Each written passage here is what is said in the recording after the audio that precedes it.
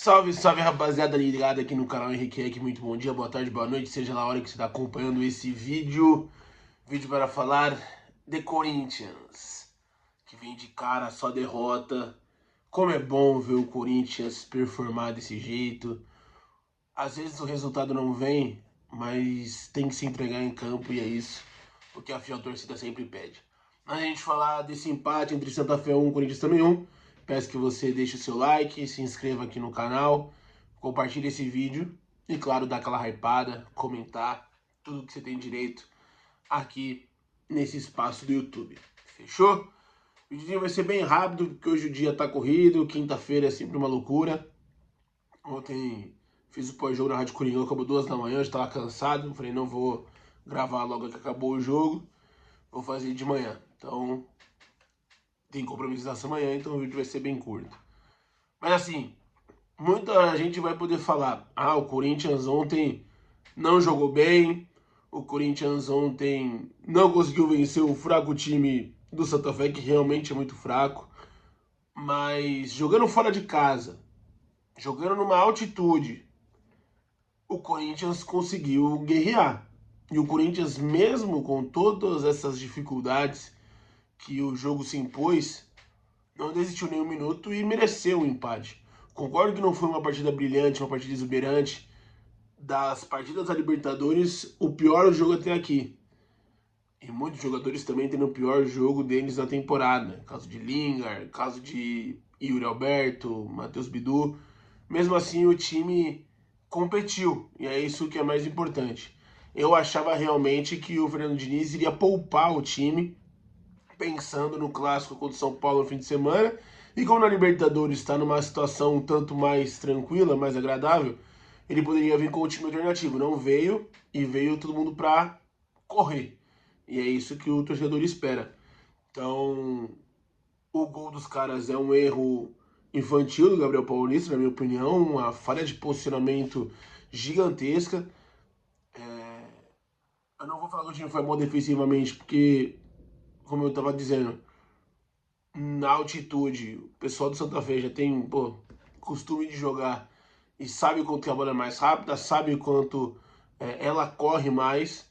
Rodalega tentando um chute de fora da área, o Hugo foi um dos melhores em campo, trabalhou muito bem, mas eles dominaram, mas no meio campo, e tem que falar na péssima atuação do André ontem, né? O André, de novo, não consegue jogar do meio campo do Corinthians mais apagado, errando um passe bobo. Na primeira bola do jogo, ele já errou um passe bobo para trás, para defesa. Não pisou na área, não de fato se entregou assim, não ele estava com má vontade, mas com dificuldade. Será que ele está com alguma questão psicológica? Né? O Diniz, que é psicólogo, tem que dar uma olhada nesse garoto e, se for o caso, voltar ele um tempinho para o banco de reservas, cara. É um garoto novo, ainda tem muito a crescer, ainda tem muito a evoluir, né? Então, dá esse tempo pro garoto. Claro que o Corinthians perde, se a qualidade técnica dele perde, porque no reserva você tem Alan, você tem Matheus Pereira e você tem Carrilho.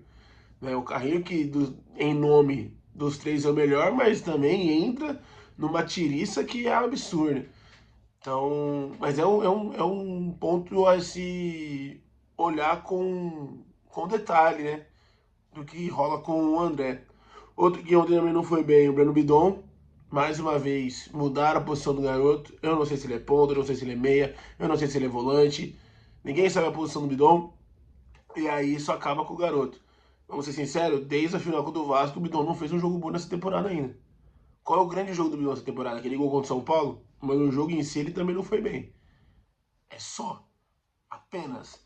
Acho que é muito pouco para essa outra revelação da equipe do Corinthians.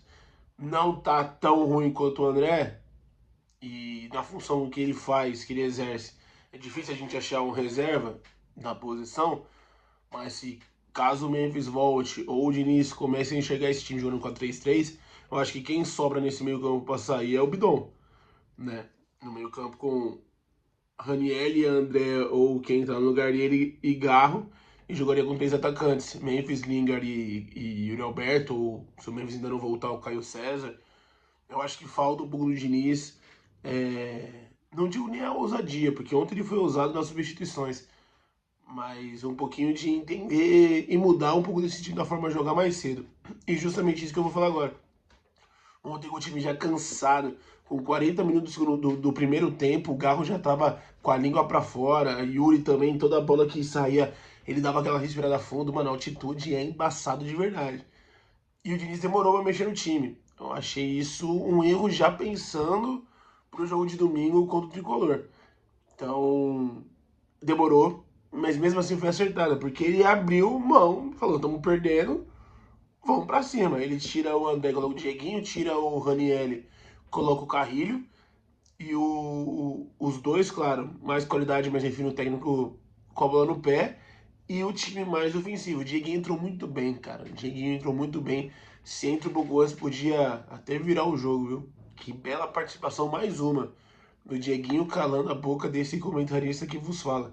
Nunca gostei dele, nem na base, mas agora ele vem realmente jogando muito bem.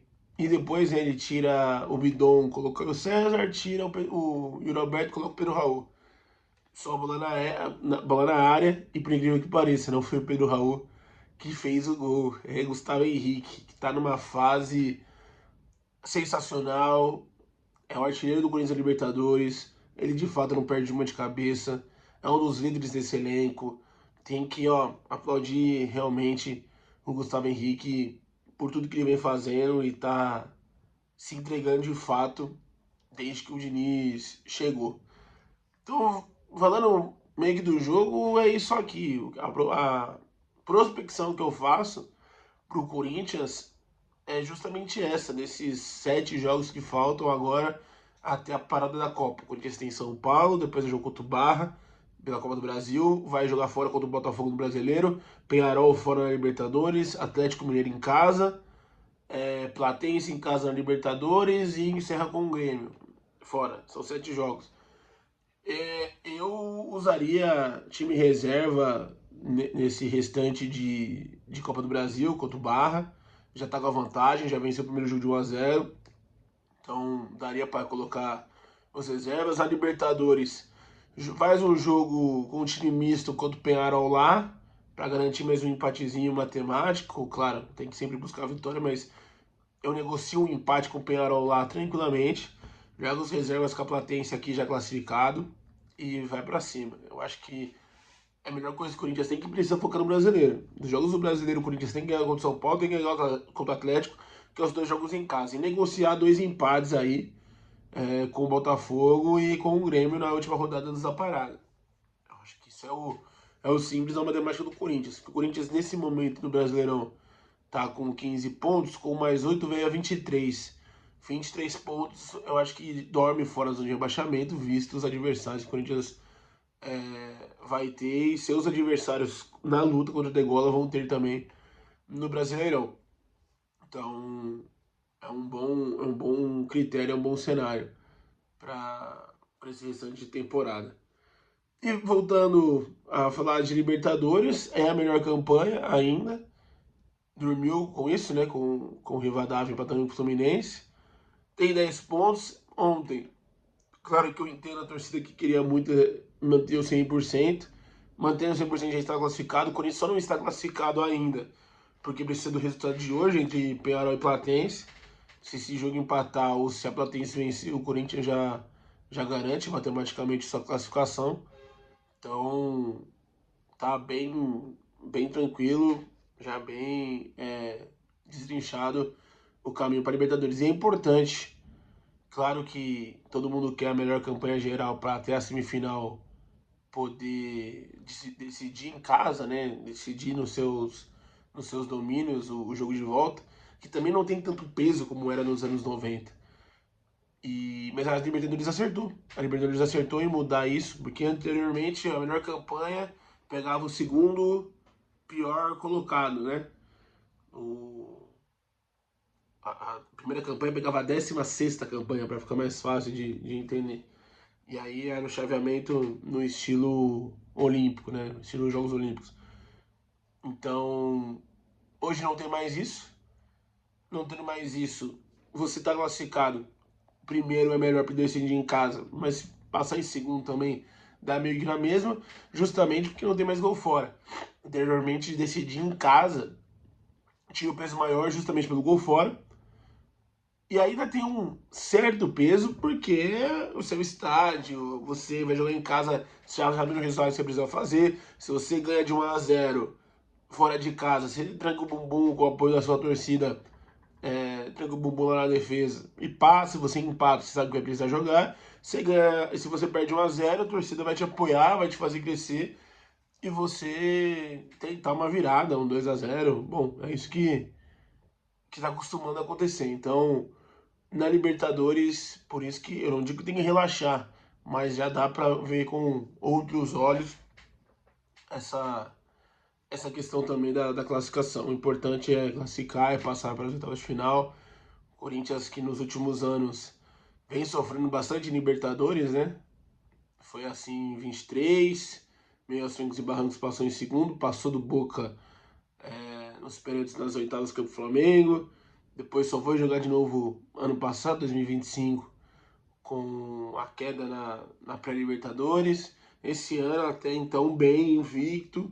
O gol do Gustavo Henrique ontem, já vi muita gente falando aí das lembranças do gol do Ralf e tudo mais. Então, vamos com calma, tá, rapaziada? Vamos com calma. Cada jogo é um jogo, mas é importante o Corinthians continuar invicto. É isso, meus amigos. Só que o vídeo seria bem curtinho, bem rápido hoje. Só dar esses pontos mesmo, porque tem uma correria gigantesca. Já são 7h50 da manhã e a gente precisa trabalhar. Forte abraço a todos e com Deus. Dê o like, se inscreva, comente, hype, compartilhe, enfim. Tamo junto, até a próxima. Tchau.